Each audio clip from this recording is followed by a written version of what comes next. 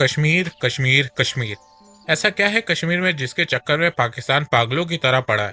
कभी कभार ये लगता है कि अगर इस समय भारत पाकिस्तान को जम्मू कश्मीर दे भी दे तो भी पाकिस्तान उसका करेगा क्या। पाकिस्तान के पास खुद के खाने के लिए तो है नहीं। बलूचिस्तान और केपी के उसे संभल नहीं रहा है। पंजाब प्रांत के अलावा उसे कुछ दिखाई देता नहीं है। क्या करेगा वो कश्मीर को लेके। अब यहाँ पे कुछ पाकिस्तानी इमोशनल हो जाएंगे। इमोशनल होना अच्छी बात है, पर थोड़ा प्रैक्टिकली सोचे तो पाकिस्तान इस हालात में है नहीं कि वो इस समय एक्स्ट्रा 80 से 90 लाख लोगों का खर्चा उठा सके। और अभी की छोड़ो, आने वाले 10 से 15 सालों में भी पाकिस्तान के हालात इतने अच्छे होने नहीं वाले कि वो कश्मीर को पाल सके। पर इन सब के बावजूद पाकिस्तान वही करेगा जो वो करता आया है।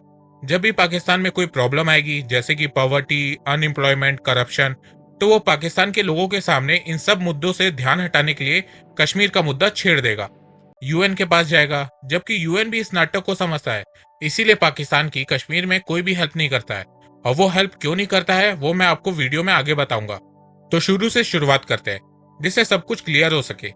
तत्कालिक समय में प्राप्त दस्तावेजों के अनुसार जम्मू कश्मीर का क्षेत्र मौर्यों के शासन क्षेत्र के अंतर्गत आता था।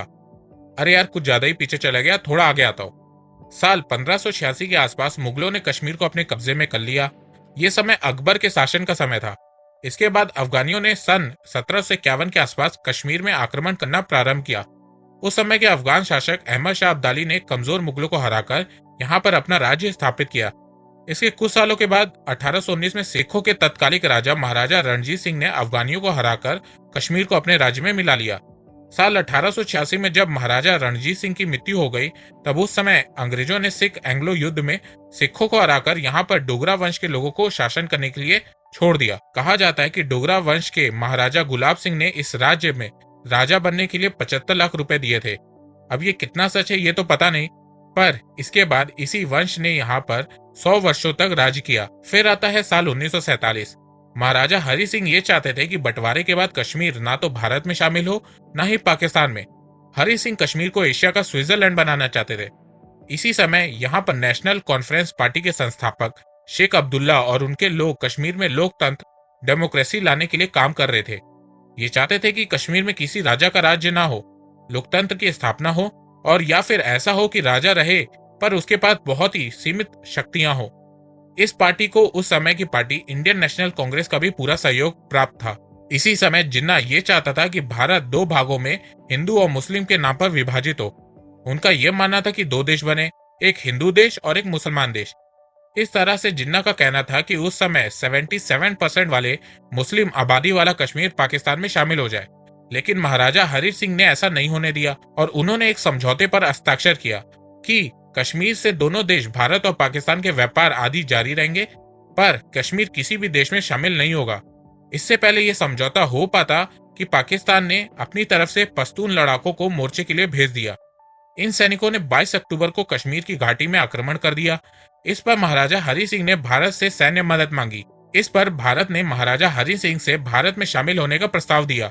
आक्रमण से बचने के लिए महाराजा ने भारत की बात मान ली और 26 अक्टूबर 1947 में भारत के इंस्ट्रूमेंट ऑफ एक्सेशन पर हस्ताक्षर किए।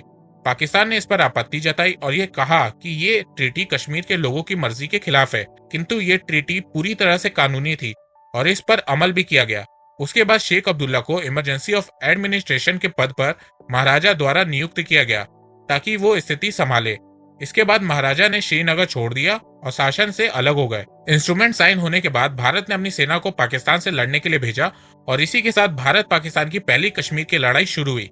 इस लड़ाई में पाकिस्तान आर्मी को मुंह की खानी पड़ी और भारतीय सेना उन्हें पीछे खदेड़ने में सफल रही। इस लड़ाई में भारतीय सेना ने कश्मीर की घाटी को पाकिस्तान से बचा लिया। जंग में हारने के बाद पाकिस्तान ने कश्मीर के पश्चिमी इलाकों में एक सरकार बनाई और इस क्षेत्र को स्वतंत्र घोषित करके आजाद कश्मीर का नाम दिया। ये आजाद कश्मीर आज भी मौजूद है, जिसकी सरकार पाकिस्तान द्वारा चलती है। और भारत ने साल 1948 के युद्ध के बाद शेख अब्दुल्ला को कश्मीर का मुख्यमंत्री बनाया। तो सोचने वाली बात यह है कि अगर पाकिस्तान पहले कश्मीर पे हमला नहीं करता तो शायद कश्मीर में चल रहे डेमोक्रेसी मूवमेंट से लोग डिसाइड करते कि वो किधर जाना चाहेंगे, पर नहीं, पाकिस्तान ने हमला किया और सब चौपट कर दिया। एक बात और, बहुत से पाकिस्तानी इमोशन में आकर ये कहते हैं कि 1948 की जंग पाकिस्तान ने जीती। तो अगर पाकिस्तान ने ये जंग जीती होती तो आज दोनों देशों के मैप का डिजाइन ही अलग होता और अभी तक ये कश्मीर वाला नाटक पाकिस्तान की तरफ से खत्म हो चुका होता। खैर, फिर उसके बाद इस समस्या को लेकर भारत जनवरी 1948 में यूनाइटेड नेशन गया। उस तरफ से पाकिस्तान भी इस मामले को लेकर यूनाइटेड नेशन पहुंचा।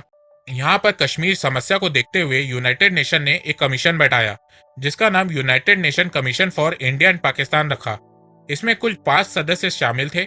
इन पांचों लोगों ने भारत, पाकिस्तान और कश्मीर का दौरा किया और इसका हल निकालने की कोशिश की।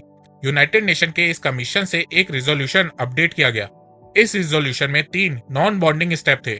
नॉन बॉन्डिंग स्टेप का अर्थ होता है कि तीनों शर्तों में यदि पहली शर्त मानी गई तो ही दूसरी और तीसरी शर्त मानी जाएगी। ये 3 रिजोल्यूशन क्या है, मैं आपको बताता हूँ। पहला रिजोल्यूशन ये है कि पाकिस्तान को कश्मीर से अपनी सेनाएं तुरंत हटा लेनी चाहिए। दूसरा रिजोल्यूशन ये है कि भारत को सिर्फ व्यवस्था बनाए रखने के लिए कम से कम सेना रखकर सभी आर्मी हटा लेनी चाहिए। उसके बाद तीसरा रिजोल्यूशन ये था कि यूएन एक मीडियोकर का रोल प्ले करता लोगों का मत जानने के लिए। पर 1948 से पाकिस्तान ने अपनी आर्मी कश्मीर से नहीं हटाई, जिस वजह से आगे की 2 शर्तें भी नहीं मानी गई। और यही मेन वजह है जिसके कारण यूएन पाकिस्तान की हेल्प नहीं करता है कश्मीर इशू में। अगर पाकिस्तान 1948 में ये स्टेप मान लेता तो सब दूध का दूध और पानी का पानी होता, पर ऐसा नहीं हुआ। उल्टा पाकिस्तान ने यह बोला कि हमने अगर अपनी आर्मी कश्मीर से हटाई तो भारत कश्मीर पे हमला करके उसे हड़प लेगा।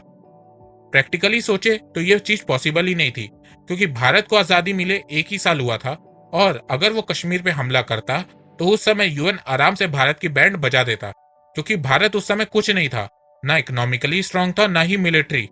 तो भारत को यह स्टेप मानना ही पड़ता। और यह बात याद रखनी चाहिए कि भारत ही पहला देश था जो ये मुद्दा यूएन में लेके गया। तो ये कहना कि भारत हमला करेगा, ये बात बेबुनियाद थी और ये बात यूएन को भी पता थी। तो जरा खुद सोचो कि अगर पाकिस्तान ने उस समय ये हरकत ना की होती तो ये चीज कब की खत्म हो गई होती। पर नहीं, पाकिस्तान तो पाकिस्तान है। और अगर आपको मेरी ये बात झूठी लग रही है तो आप खुद जाके ये सर्च करिए कि यूएन ने क्या कहा है यूएन की ऑफिशियल वेबसाइट पे। इसके अलावा मैं आपको बताता हूँ कि और क्या क्या किया है पाकिस्तान ने कश्मीरियों के लिए। कश्मीर का एक हिस्सा है अक्साई चीन। यहाँ पर चाइना का कंट्रोल है।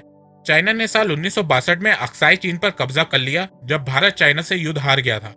पर भारत और चाइना के बीच हुए युद्ध के बाद पाकिस्तान ने चीन की तरफ दोस्ती का हाथ बढ़ाया और इस दोस्ती के एवज में पाकिस्तान ने चीन को कश्मीर का एक बहुत बड़ा हिस्सा दे दिया। इस हिस्से का नाम था शगजाम वैली। साल 1963 में पाकिस्तान ने चाइना को यह वैली तोहफे के रूप में दी। मतलब सोचो कितना प्यार है पाकिस्तान को कश्मीरियों से कि वो फ्री में कश्मीर की जमीन बिना कश्मीरियों से पूछे चाइना को गिफ्ट कर रहा है। अब यहाँ कुछ इमोशनल पाकिस्तानी बोलेंगे कि वो जमीन बंजर है इसीलिए दे दिया, तो अक्साई चीन भी बंजर जमीन ही है। बस डिफरेंस ये है कि एक देश बंजर जमीन तक के लिए लड़ गया और एक चापलूसी के चक्कर में जमीन गिफ्ट कर दिया। इस हरकत से साफ समझ में आता है कि पाकिस्तान समझ चुका था कि वो अकेले कश्मीर भारत से नहीं ले सकता, इसीलिए उसने इस हरकत से चाइना को कश्मीर इशू में खींच लिया और इस इशू को और कॉम्प्लिकेटेड कर दिया। पर पाकिस्तान यही नहीं रुका, उसे कुछ बड़ा करना था, तो उसने 1965 में जंग कर दी, पर कुछ मिला नहीं उसे, तो उसने फिर से 71 में जंग कर दी। पर इस बार कांड हो गया और कांड इतना बड़ा था कि भारत ने यहाँ पर एक देश ही बना दिया और पाकिस्तान इस बेइज्जती को अपने लोगों से छुपा ही नहीं पाया और अपने लोगों से ये झूठ बोल ही नहीं पाया कि हम 48 की जंग और 65 की जंग की तरह 71 की भी जंग जीत गए हैं। और ऊपर से 90,000 से ज्यादा पाकिस्तानी आर्मी ने सरेंडर किया, जो कि एक वर्ल्ड रिकॉर्ड है। इस बात को भी छुपाया नहीं जा सकता था। तो 71 की जंग में बुरी तरह मुंह की खाने के बाद पाकिस्तान ने भारत के साथ शिमला एग्रीमेंट साइन किया। 2 जुलाई 1972 को यह समझौता साइन हुआ कि कश्मीर मसले को भारत और पाकिस्तान खुद ही आपस में बात करके सुलझाएंगे और किसी भी तीसरे देश और यूएन को इसमें इंक्लूड नहीं करेंगे। अब जब पाकिस्तान भारत से सीधी लड़ाई में नहीं जीत पा रहा था तो उसने टेररिज्म का साथ लिया, कश्मीरियों को भड़काना चालू किया, हिंदू मुस्लिम करना चालू किया, जिसका असर हमें 1990 से 1992 के बीच कश्मीरी पंडितों के रूप में देखने को मिला और इस हरकत के चलते कश्मीर में आसफा लगा दी गई। हम मुजाहिदीन लाए पूरी दुनिया से, हमने तालिबान को ट्रेन किया, उन्हें वेपन्स दिए, उनको अंदर भेजा। वो हमारे हीरो थे। ओसामा बिन लादेन हमारा हीरो था। CIA का भी था शायद। यस, ये ज़वाहिरी हमारा हीरो था। The Pakistani army, ISI trained Al-Qaeda and all these groups to fight in Afghanistan. इस तरह की सिचुएशन को देखते हुए भारत सरकार ने यहाँ पर armed force special power act लागू किया, पर उसके बाद भी कई सारी घटनाएं कश्मीर में हुई। LOC के पार से बहुत सारे आतंकवादियों को भारत में लाया जाता रहा। यह आतंकी जम्मू और कश्मीर में आतंकी गतिविधियां करते रहे, गोलीबारी और बम ब्लास्ट करते रहे। इस तरह से कश्मीर की स्थिति अभी तक खराब है। पाकिस्तान कश्मीरियों को बेवकूफ बनाता है और उनके जरिए से भारत में टेररिज्म फैलाता है। खैर, फिर आता है दिन 5 अगस्त 2019। इंडियन गवर्नमेंट ने जम्मू कश्मीर से आर्टिकल 370 रिवोक किया तो पाकिस्तान के सीने में सांप लौट गए। पाकिस्तान ने कभी भी ये अपने सपने में भी नहीं सोचा था कि भारत ऐसा कुछ करेगा। इस बात को लेकर पाकिस्तान ने हर जगह ढिंढोरा पीटा, हर जगह कश्मीर कश्मीर किया, पर मिला क्या? घंटा। क्योंकि पाकिस्तान खुद ही अपने चाल में फंस गया। जब वो यूएन के पास गया तो यूएन ने 1948 के स्टेप याद दिलाए कि अगर ये मान लेते तो आज ऐसा नहीं होता। उसके बाद अमेरिका के पास गया तो भारत ने शिमला एग्रीमेंट का हवाला दे दिया कि हमारा इंटरनल मैटर है। तो अमेरिका क्या, कोई और वेस्टर्न और यूरोपियन देश भी इसमें नहीं पड़ा। अब बचा सिर्फ टर्की और चाइना। टर्की तो दूसरा पाकिस्तान है, वो अपने लोगों को ओटोमन एम्पायर का सपना बेच रहा है। बचा सिर्फ चाइना, जो सिर्फ पैसे के पीछे भागता है। बीच में एक और देश उछला, मलेशिया, पर जब पेट पे लात पड़ी तो उसे अपनी औकात दिख गई। फ्यूचर की बात करें तो जम्मू कश्मीर का इशू भारत के लिए सॉल्व हो चुका है, बस अब पीओके रह गया है। अगर उस पे भारत और पाकिस्तान मिलजुल कर बातचीत करना चाहते हैं तो अच्छी बात होगी, नहीं करना चाहते हैं तो मामला ऐसे ही चलता रहेगा और आने वाले कुछ सालों में भारत पीओके को भी ले लेगा। और वैसे भी पाकिस्तान ने कश्मीर के लिए किया क्या है? टेररिज्म और हेट्रेड को छोड़ के पाकिस्तान डेवलपमेंट की बात करता तो अच्छा रहता, पर नहीं, ये तो पाकिस्तान है और कश्मीरियों को प्यार करता है, इस्लामिक देश है, मुस्लिम भाई भाई, हिंदू हमारे जैसे है नहीं, ये सब बकवास करता रहता है। आज पाकिस्तान की हालत पूरी दुनिया देख सकती है।